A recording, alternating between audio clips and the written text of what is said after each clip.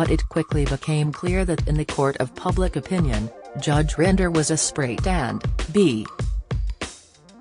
sequined, hip-swiveling hit. And 6 years on, the verdict is in and the case is closed. That 11-week run on TV's most popular talent show changed his life and his career. Talking about coming fifth on the show as it returns to the BBC for its 20th series this weekend, starring Kim Marsh, Helen Skelton, and Matt Goss, he jokes, "Let's call it second runner-up, please. I loved every second of it. It was so joyous that I look back and wish I'd remembered it more and enjoyed it even more. I mean, it's the most fun you can have with your clothes on." Rinder, who competed before the show's producers introduced same-sex partners, was one of the lucky celebrities to avoid any hint of the infamous Strictly curse.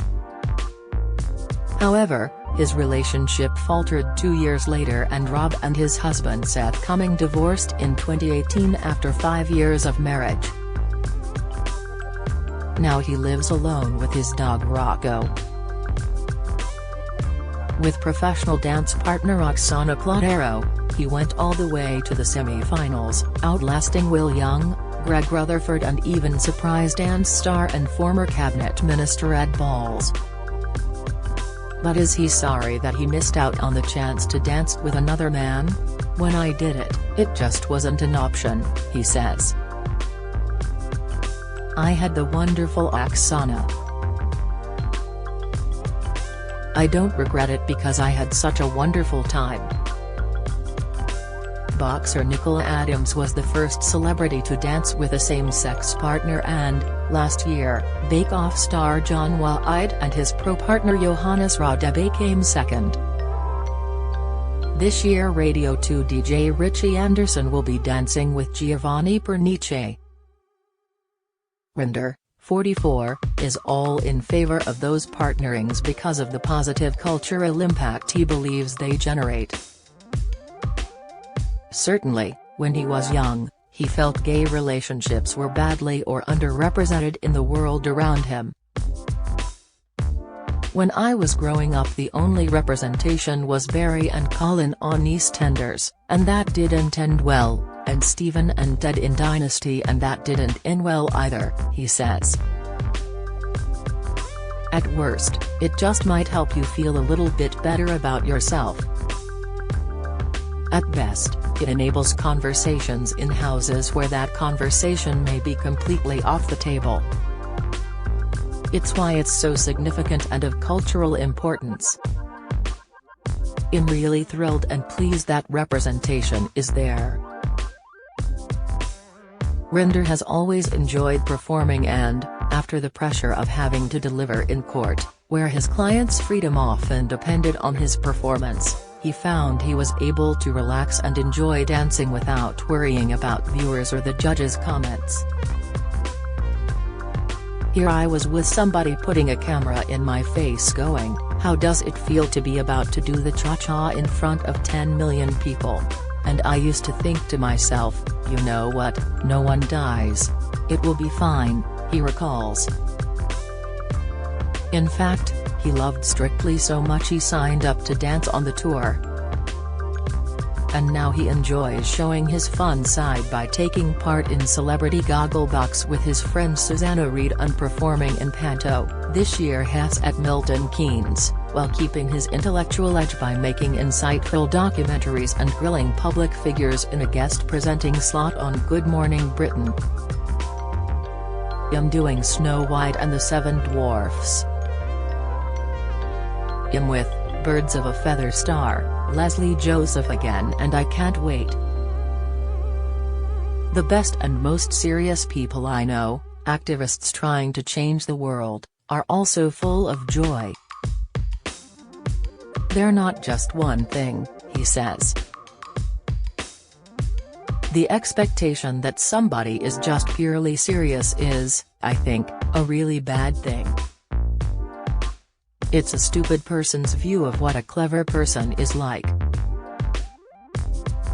I write textbooks for practitioners, I lecture about international law, I make documentaries, but I also flipping love Panto. In March, he received the MBE from the now King Charles III, then the Prince of Wales, for services or towards Holocaust education alongside his mother Angela Cohen, who is head of the 45 Aid Society, which was founded in 1963 by Holocaust survivors. Rinder, who appeared on TV alongside his mum in BBC One's My Family, The Holocaust, and Me, said of the royal accolade, "It meant the absolute world. I catch the lift on mum's coattails because, like all mums, she does all the work and I did the window dressing. My mum has been engaged in Holocaust education through the 45 Aid Society for a significant period of time, and one of the real gifts of being on the tally is to have this platform. I've been able to use it to talk about Holocaust education, not just about the horrors of the Holocaust, what happened at the end, but how we ended up there and what happened at the beginning of that story." The presenter, whose Jewish grandfather Morris Malinicki survived the Second World War but lost his parents and 5 siblings, warns that the lessons about the catalyst for the Holocaust are more relevant than ever. "That's enormously important as we buttress up against a world where democracy is becoming increasingly fragile," he says. "You need people to feel aggrieved by a treaty, a catastrophic series of economic events, the wrong man to be at the right place at the wrong time, for good people to stand by and do nothing. That slides into depravity, and unless we renew that in every generation, that love of democracy, that warning, that echo, we are in real danger." At the start of the war in Ukraine, Rinder went to Poland to find his Strictly Come Dancing partner Oksana's grandparents, who had fled their country and were running out of medical supplies.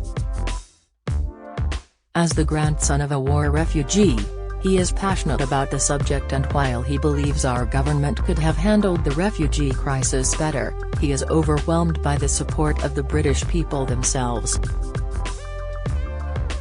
Those who answered the call to that government programme were nearly all working-class communities, many of them outside London, he says. People from every background were having conversations about whether or not they could extend their hospitality, their generosity, the gift of freedom of this country, to people from Ukraine, and they were doing it from every community, and it was an amazing thing. It's clear that he isn't one to shy away from difficult subjects, which will come in handy in his new TV show, Rob Rinder's Interrogation Secrets, in which true crime streaming service Crime Plus Investigation will broadcast scenes from real-life interrogation rooms as police officers interview suspected murderers and painstakingly unpick truth from lies to find out the grisly facts. He explains, "It was fascinating to me because as a legal practitioner, I was never actually able to see it taking place. It's the first time we've ever seen it collated in this fashion on television. What we see here are the various tools that the police use when they get it right. You're constantly guessing throughout the whole process, and that's completely fascinating. It starts as a question and then gradually, through using all sorts of tools, body language, suspicion, intuition, trying to present evidence that clearly looks like it's completely false against the evidence the person's already given."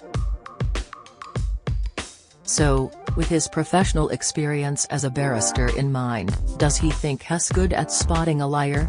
"I would say I do have a rather attuned sense," he laughs.